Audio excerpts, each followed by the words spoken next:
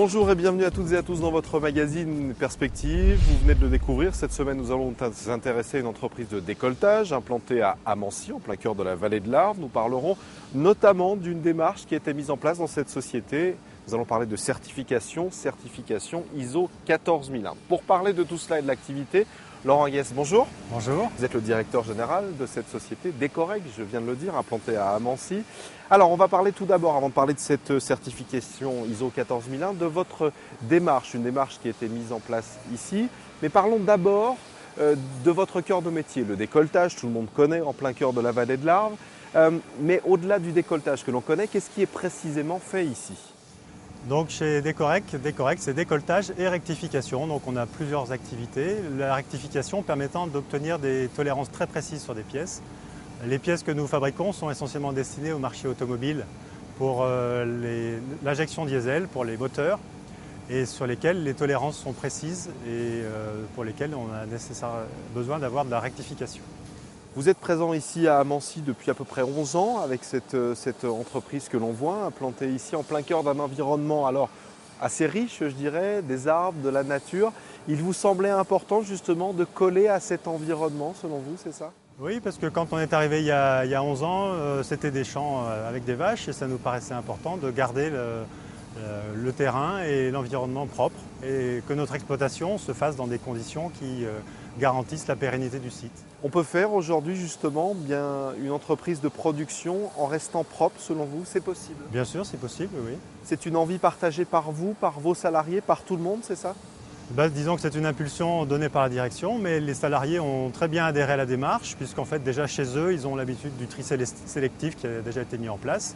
Donc quand on a mis aussi ce genre de choses à l'usine, ils ont très bien compris la démarche. C'est une démarche globale. Voilà. Vous venez à l'instant de nous parler de vos clients, vous l'avez dit, clients notamment dans l'automobile.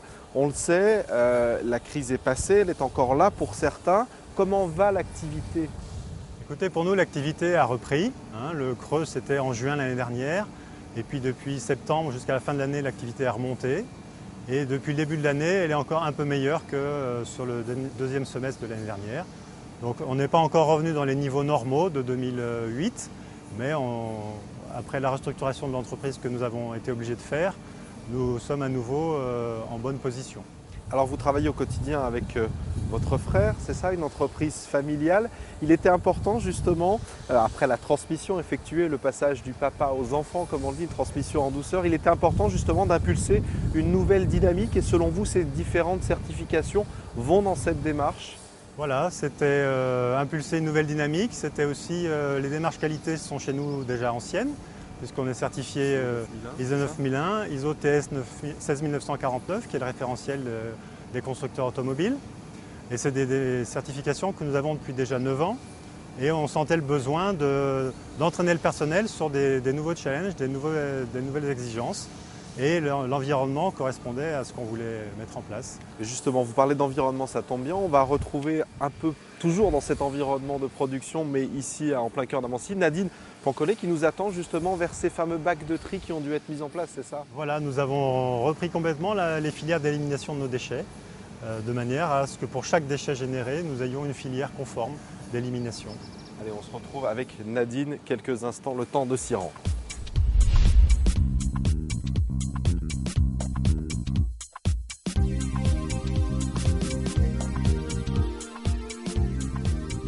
Voilà, le temps de rejoindre Nadine, bonjour. Bonjour. Vous connaissez, vous êtes responsable qualité environnement ici, chez Decorec. On se trouve devant un lieu, alors on va l'expliquer dans quelques instants, le lieu où tout est trié de manière bien ordonnée, puisque cette certification c'est en partie cela, mais pas seulement. Pourquoi tout d'abord, on l'a un peu compris avec Laurent il y a quelques instants, mais pourquoi avoir mis en place cette démarche, cette certification finalement ? Entre autres parce que nous avons des clients qui, dans leur cotation annuelle des fournisseurs, englobent aussi l'environnement. Donc on n'avait pas la note maximale à cause du fait qu'on n'était pas certifié 14001. D'accord. Donc c'est d'abord une réponse commerciale, en effet. Oui. Et puis il y avait aussi le souhait, Laurent le disait tout à l'heure, de rester et d'être en cohérence avec l'environnement de l'entreprise, c'est ça ? Oui. L'envie de respecter l'environnement à son sens large. Ça, c'est vraiment une envie que vous aviez tous, finalement, c'est ça ? Oui, oui. On peut finalement, quand on est Préserver une la entreprise, terre, oui. c'est ça, préserver Oui, un petit on peu peut. avec des gestes simples. Avec des Comment gestes ça s'est simples, passé oui. justement ? Quelles ont été les étapes pour cette certification? Comment ça s'est passé concrètement? Alors dans un premier temps, on a fait faire un diagnostic qui nous a permis de nous positionner par rapport aux exigences réglementaires, une partie qu'il ne faut pas négliger. Et puis dans un deuxième temps aussi, de regarder quels étaient à l'instant T nos impacts sur l'environnement. À l'époque, quels étaient justement les impacts? Il y avait des choses qu'il fallait améliorer justement? Notre tri. Le tri. Les tri sélectifs de nos déchets. Nous générons des déchets dangereux qu'à l'époque on mélangeait avec les déchets ménagers. Et donc ça, c'est pas acceptable. Et donc il a fallu mettre en place par exemple le tri des chiffons ou des déchets souillés type des filtres de machines, des filtres copeaux machines. Il a bien fallu les mettre à part pour pouvoir les faire traiter par des fournisseurs agréés. Ce qui est intéressant, on se trouve ici justement sur une zone de tri où on voit l'acier, l'inox. On a également juste ici à proximité d'ailleurs, vous voyez ces quelques images, les meules qui avant justement n'étaient pas retraités, c'est ça? Oui, ils étaient mélangés avec d'autres déchets. Ça oblige à avoir justement une réflexion un peu différente pour tout le monde ou pas? Au sein de l'entreprise, ça a obligé à un changement de comportement, on peut le dire ainsi, ou de nouvelles habitudes? Pas vraiment, puisque à la maison, ils triaient déjà leurs déchets. Donc il fallait juste qu'ils sachent dans quoi ils devaient mettre quoi. Voilà. Mais étant donné qu'à la maison, ils triaient déjà leurs déchets, quand on leur a dit chez Décorec, en industrie, c'est la même chose, et ils ont tout de suite adhéré. Ils ont tout de suite adhéré. Oui. Alors justement, la certification ne concerne pas seulement la partie production, on trie aussi dans les bureaux. On trie dans les bureaux, c'est ça. Oui. Alors là aussi, petite adaptation, le tri sélectif dans les bureaux, une habitude à prendre, c'est ça? Pas vraiment. Pas vraiment là encore. Non, c'est comme à la maison, on trie les papiers, à la maison ils trient les cartons, ils trient les bouteilles, et ici c'est pareil, on trie le papier, on trie le carton, on trie les outils de coupe aussi. Donc, tout se trie. Tout se trie, oui. Tout se transforme. Et tout se transforme. C'est ça, finalement. Je dirais, au-delà de cette certification qui est importante, vous l'avez dit tout à l'heure, notamment pour vos clients, y a-t-il des bénéfices que l'on peut ressortir de cette démarche? Oui, depuis que l'on a mis en tri sélectif les chiffons souillés, on consomme 2 fois moins de chiffons. D'accord. Voilà. Typiquement, un exemple Typiquement, concret. les gens ont pris conscience. Avant, ils jetaient un chiffon à peine usagé, à peine rempli d'huile.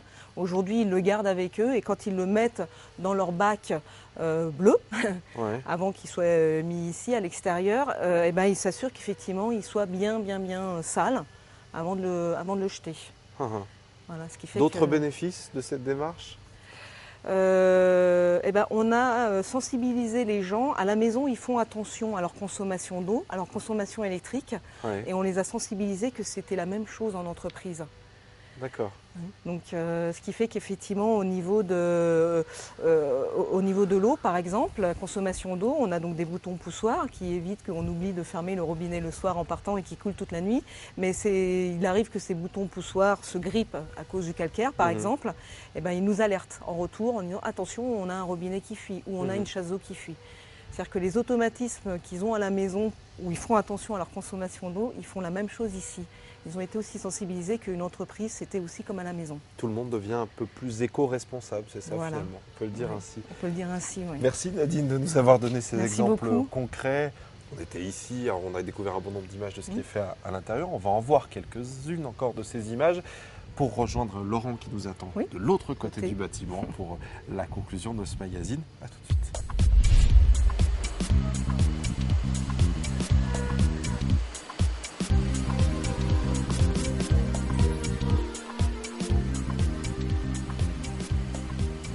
On vient de l'entendre, ces quelques propos qui nous ont permis justement de voir comment a été construite cette démarche. Il est important justement tout le temps pour une entreprise de se remettre en question, d'essayer d'innover dans ses process et dans sa manière de fonctionner selon vous? Oui, bien sûr, parce qu'en fait, si on n'est pas tout le temps en train de se remettre en cause, d'avancer, on se rend compte qu'on stagne et que les habitudes prennent le dessus et que l'entreprise n'évolue plus. Est-ce que cette démarche vous a permis justement je dirais d'avoir un caractère différenciant par rapport à d'autres entreprises qui font le même métier que vous?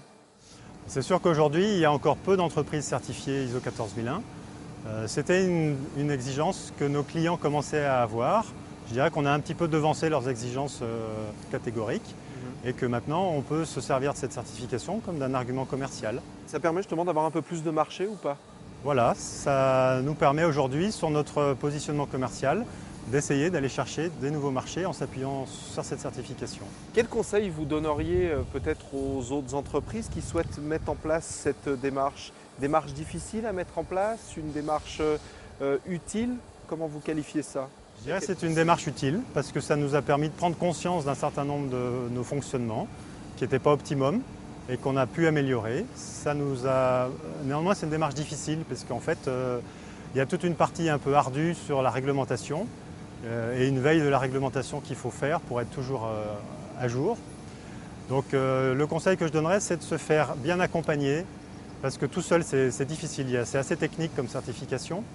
Et d'autre part, de bien mettre les ressources nécessaires, puisqu'en fait, tout ce travail d'analyse de l'environnement, de comment l'entreprise impacte sur son milieu, c'est assez long et ça demande pas mal de temps. Donc ça veut dire la ressource externe avec peut-être un consultant qui vous aide, voilà, mais surtout une ressource interne qui gère ce dossier, c'est ça? Exactement, un consultant qui nous aide, mais une ressource interne qui peut être prise pour 6 mois ou 1 an, le temps de mettre en place ce système. Une fois que le système est en place, pour le faire vivre, ça nécessite moins de personnel. On a découvert un bon nombre d'images de votre activité réalisée cette semaine par Laurent Détès. Quelle perspective justement vous allez donner à cette activité qui est la vôtre? Oui, nous avons actuellement toute une démarche commerciale justement pour valoriser cette certification ISO 14001 et nous sommes à la recherche de nouveaux clients et avec nos clients actuels, nous cherchons à leur proposer plus que du décolletage, mais à leur offrir aussi des prestations de services qui sont autour du décolletage et à mettre plus de valeur ajoutée dans nos prestations. Vous imaginez un volume d'activité un peu plus important encore dès septembre avec cette croissance qui semble repartir dans les métiers du décolletage? Pour l'instant, on peut dire que l'activité va être maintenue jusqu'à l'été. On a encore peu de perspectives sur la suite de l'année. Peu de visibilité. Peu de visibilité après septembre, c'est encore un petit peu l'inconnu. C'est un peu l'inconnu. Bon, on vous souhaite en tout cas une bonne rentrée puisque le magazine Perspective va prendre quelques congés encore comme un bon nombre de salariés sur ces mois de juillet et d'août. On vous souhaite une bonne rentrée économique. Merci de nous avoir accueillis ici, chez vous, pour nous présenter cette démarche et votre activité. Et puis quant à nous, on se retrouve la semaine prochaine. Même jour, même heure, même télévision, il sera question d'un autre sujet. Merci Laurent. Merci. À très bientôt.